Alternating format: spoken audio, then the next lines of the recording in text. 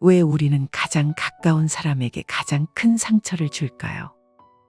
가장 사랑하는 사람에게 가장 큰 상처를 받습니다. 많은 사람들이 부부관계를 이야기하며 공감하는 말입니다. 그리고 그 상처는 때로 부모와 자식 사이보다 더 깊고 오랜 친구보다 더 아프며 심지어 낯선 사람에게서 받는 상처보다 오래 남습니다. 도대체 왜 우리는 인생에서 가장 가까운 관계인 부부 사이에서 이토록 많은 상처와 갈등을 경험하게 되는 걸까요? 이 질문은 단순히 개인의 성격 차이, 생활 습관 또는 대화 방식의 문제로만 설명되지 않습니다. 불교는 이 문제를 더 깊은 차원에서 바라봅니다. 바로 업과 인연의 관점입니다. 불교에서는 이렇게 말합니다. 지금의 인연은 전생의 씨앗에서 비롯된 것이다. 즉, 당신이 지금 배우자와 맺고 있는 관계는 단지 이 생에서의 만남이 아니라 과거 수없이 반복된 생 속에서 쌓여온 업의 결과입니다. 이 인연은 우연이 아니라 반드시 만나야 할 이유가 있었기에 지금 이 생에서 다시 만난 것입니다. 그렇기에 우리는 그 관계를 통해 배워야 하고 성장해야 하며 그 속에서 나 자신을 비추어 보아야 합니다. 부부는 서로를 위한 거울과도 같습니다. 기쁨과 즐거움은 물론 고통과 분노, 실망과 슬픔까지도 상대를 통해 비춰지는 내 내면의 상태인 것입니다. 불교에서는 이처럼 인간의 모든 관계가 인연으로 이루어져 있다고 보며 특히 부부관계는 가장 강한 인연 중 하나로 여깁니다. 부처님은 제자들에게 이렇게 말씀하셨습니다. 전생에 1000번은 마주쳐야 이 생의 부부가 된다. 이 말 속에는 단순한 시적 표현을 넘어 우리가 얼마나 오랜 세월, 얼마나 많은 생을 거쳐 지금의 관계에 이르렀는지를 알려주는 깊은 가르침이 담겨 있습니다. 하지만 이 인연은 반드시 행복하기 위한 것만은 아닙니다. 때로는 전생의 원한을 풀기 위한 인연으로 다시 태어나기도 합니다. 이런 인연을 불교에서는 원과 인연이라 부릅니다. 겉보기에는 부부로 사랑하는 사이로 맺어졌지만 그 속에 얽혀있는 감정은 미움과 분노, 복수심일 수도 있는 것이죠. 이렇듯 불교는 우리에게 부부관계를 새로운 시각으로 바라보라고 말합니다. 단순히 감정의 교류가 아닌 마음의 수행으로서 상대를 통해 나의 업을 보고 내 안의 무지를 보고 집착을 내려놓는 법을 배우는 장으로 삼으라는 것입니다. 그리고 그것이야말로 부부 수행입니다. 우리는 종종 행복한 결혼이라는 이상을 쫓아갑니다. 그러나 불교는 묻습니다. 행복은 집착에서 오는가, 해탈에서 오는가? 부부 사이의 평화가 찾아오는 순간은 서로를 소유하고 통제하려는 욕망을 내려놓을 때입니다. 상대가 나에게 맞춰주기를 바라는 것이 아니라 내가 먼저 나의 욕망을 바라보고 그 감정이 어디에서 비롯된 것인지를 성찰할 수 있을 때입니다. 불교는 우리에게 말합니다. 가장 가까운 사람이기에, 가장 많은 인연이 있기에, 가장 큰 업이 함께하기에 부부관계는 삶의 도량이다. 그 안에서 우리는 자비를 배우고 인내를 배우며 무엇보다도 자신을 바라보는 눈을 배우는 것입니다. 이제부터 시작되는 이 여정은 단지 관계를 개선하기 위한 조언이 아닙니다. 그것은 곧 당신의 마음 공부입니다. 전생의 인연. 당신은 우연히 내 옆에 온 사람이 아니다. 불교에서는 인간관계를 단순히 이 생의 만남으로 보지 않습니다. 모든 인연은 전생으로부터 이어진 인연의 결과물이며 특히 부부의 인연은 수많은 생을 거쳐온 특별한 업의 결실로 여겨집니다. 전생에 100번 마주쳐야 스쳐 지나가고 1000번 마주쳐야 부부가 된다. 이 말은 단순한 속담이 아닙니다. 이는 불교의 윤회 사상과 깊은 관련이 있습니다.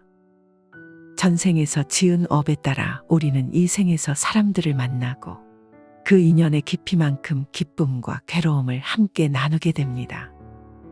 불교는 업이라는 개념으로 인생을 설명합니다. 업이란 행위이며 그 결과는 반드시 따라옵니다. 전생에 지은 선업과 악업이 이 생의 삶에 반영되는 것입니다. 부부관계도 예외가 아닙니다. 한 사람과 결혼했다는 것은 전생에서 그 사람과 큰 인연이 있었음을 의미합니다. 때로는 원한이 깊었던 인연이 이 생에서는 부부라는 관계로 다시 엮이기도 합니다.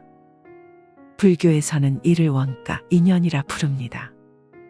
이러한 관계는 서로에게 상처를 주고받는 과정 속에서 지난 생의 업을 해소하고 더 나은 인연으로 나아가기 위한 기회가 됩니다. 따라서 갈등은 단순한 문제가 아닙니다. 그것은 해결해야 할 업이 우리 앞에 드러난 것일 뿐입니다.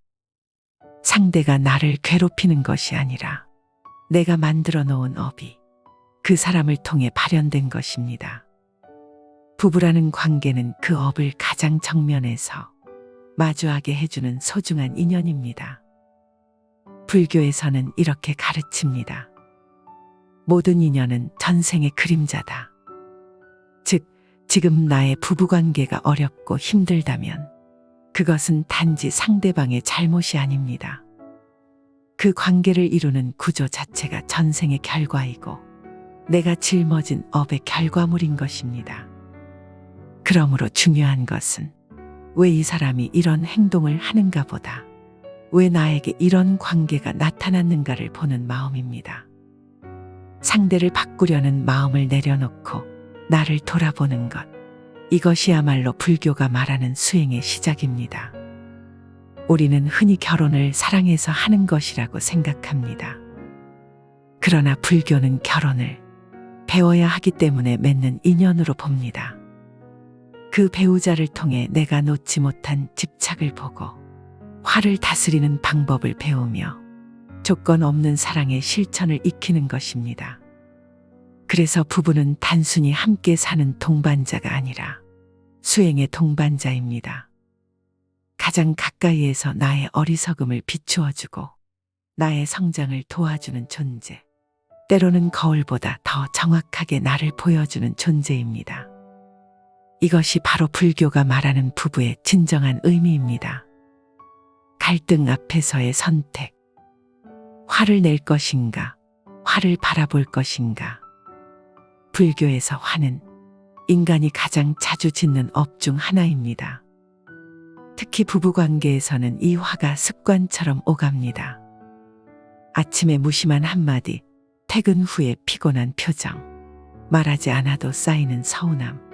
우리는 이 감정을 제때 알아채지 못하고 때로는 큰 분노로 터뜨립니다. 하지만 불교는 이렇게 말합니다. 화를 내는 자는 2번 불에 탄다. 처음은 내가 스스로 만든 분노의 불에 타고 2번째는 그 불이 상대를 향해 튀어 또다시 나에게 돌아올 때 탑니다.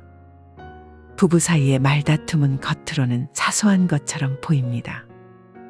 그러나 그 안에는 이해받지 못했다는 외로움, 무시당했다는 자존심의 상처, 나는 혼자다는 깊은 괴로움이 들어 있습니다. 이 감정을 어떻게 다스릴 것인가? 그것이 바로 부부 수행의 핵심입니다. 부처님은 말씀하셨습니다. 분노는 자신의 마음속에 심은 독이다. 화를 상대에게 터뜨리는 것은 마치 내가 마신 독을 상대가 죽길 기대하는 것과 같다는 말도 있습니다.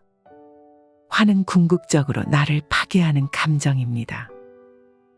그렇기 때문에 불교에서는 화를 다스리는 법을 중요한 수행으로 삼습니다. 그렇다면 어떻게 해야 할까요? 첫째, 화가 올라올 때 바로 반응하지 말라는 것입니다. 불교에서는 멈춤을 수행의 시작으로 봅니다. 숨을 들이쉬고 내쉬며 지금 이 순간 나에게 무엇이 올라오고 있는지를 관찰합니다. 단 3초 그 멈춤이 당신의 부부 관계를 구할 수도 있습니다. 둘째, 화를 표현하기보다 화가 나는 나를 바라보는 연습을 합니다. 왜 내가 이 말에 이렇게 반응하지? 이 감정은 어디서 비롯된 것일까?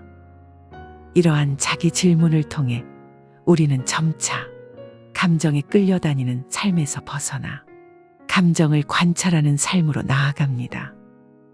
셋째, 마음속에서 상대를 향한 기대를 점검합니다. 부부 갈등의 상당수는 내가 원하는 대로 움직여주지 않는 상대에 대한 분노입니다. 하지만 불교는 말합니다. 기대가 없으면 실망도 없다. 기대하지 않는다는 것은 체념이 아닙니다. 상대를 있는 그대로 받아들이는 힘입니다. 나의 기준과 조건을 잠시 내려놓고 그 사람 자체를 인정하는 연습. 그것이 바로 자비심입니다. 결국 부부 갈등의 순간은 화를 낼 것인가, 화를 바라볼 것인가의 갈림길입니다. 화를 내려는 마음은 익숙하고 빠릅니다. 그러나 화를 바라보는 마음은 천천히, 그러나 깊은 평화를 가져다 줍니다. 이것이 바로 부처님이 가르쳐 주신 진짜 평화입니다. 고요한 마음, 지켜보는 눈, 말 없는 사랑. 우리는 그것을 배워가는 과정 속에 있습니다. 진정한 사랑이란 무엇인가? 자비와 무집착. 우리는 사랑을 붙잡음으로 오해합니다. 함께 있고 싶고 내 뜻대로 되길 바라며 나에게만 집중해 주기를 요구합니다. 하지만 불교에서는 이렇게 말합니다. 집착은 사랑이 아니다. 그것은 욕망이다. 부부 사이의 사랑도 마찬가지입니다.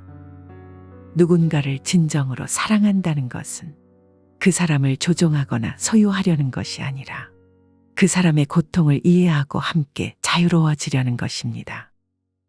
불교에서 강조하는 자비는 이런 의미를 담고 있습니다. 자는 기쁨을 주려는 마음, 비는 고통을 덜어주려는 마음입니다. 다시 말해 상대가 잘 되기를 바라고 괴로움이 줄어들기를 바라는 마음이 자비입니다. 이러한 자비는 조건적이지 않습니다. 당신이 나에게 잘해줄 때만 내가 당신을 위한다는 마음은 자비가 아닙니다. 그것은 거래입니다. 불교는 이러한 거래적 사랑을 초월해 무조건적인 마음을 배우라고 말합니다. 또한 무집착은 사랑의 또 다른 얼굴입니다. 상대가 나의 기대대로 움직여야만 행복한 것이 아니라 있는 그대로의 그 사람을 받아들이는 능력. 그것이 무집착입니다. 사랑하면서도 자유롭게 두는 것. 그것은 쉬운 일이 아니지만 부부 관계에서 가장 고귀한 실천이기도 합니다. 당신은 당신이고 나는 나입니다. 나는 당신을 소유할 수 없습니다. 나는 그저 함께 존재할 뿐입니다. 이러한 마음가짐이 부부 사이에 생긴다면 우리는 서로를 얽매는 관계가 아니라 진정한 자유를 함께 누리는 동반자가 될 수 있습니다. 물론 인간이기에 우리는 집착하게 됩니다. 사랑하는 만큼 불안해지고 가까운 사람일수록 실망도 커집니다. 그러나 그 감정을 들여다보고 조금씩 내려놓는 연습을 하다 보면 우리는 사랑 속의 고통이 아닌 사랑 속의 평온을 경험할 수 있게 됩니다. 진정한 사랑은 나의 기대를 충족시키는 사람이 아니라 내가 지금 이 순간에 그 사람을 인정하고 감사할 수 있는 마음에서 시작됩니다. 그것이 자비요, 무집착입니다. 그리고 그 사랑은 결코 약하지 않습니다. 오히려 가장 강한 사랑입니다. 조건 없이 주고 바라는 바 없이 이해하며 가질 수 없어도 함께 있는 것만으로 충만한 그런 사랑. 그것이 불교가 말하는 진정한 부부의 사랑입니다. 오늘의 이야기 어떠셨나요? 매일 반복해서 듣고 소중한 사람에게 공유해 주세요. 감사합니다.